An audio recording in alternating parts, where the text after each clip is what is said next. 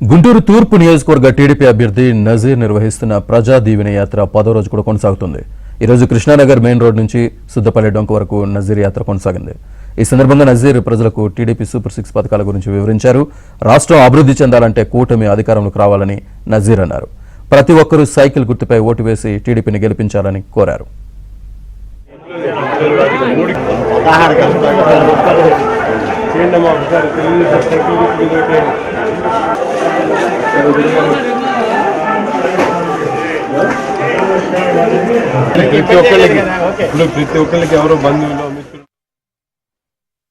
ఎన్నికల ప్రచారంలో భాగంగా ఈరోజు గుంటూరు తూర్పు నియోజకవర్గంలోని 9వ డివిజన్ కృష్ణానగర్ ప్రాంతంలో ఇంటింటికి తిరిగి ప్రచారం నిర్వహించడం జరుగుతూ ఉంది.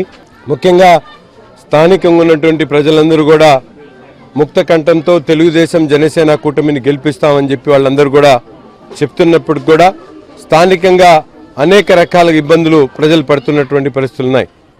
ఎక్కడ కూడా శానిటేషన్ లేకపోవడం, వీధి దీపాలు మరమ్మతులు చేయలేకపోవడం, కొత్తగా రోడ్లు నిర్మించకపోవడం, మంచినీళ్లు కూడా సరిగా సరఫరా అవ్వట్లేదనేటువంటి మాటని ఈరోజు ప్రజలు చెప్తా ఉన్నారు.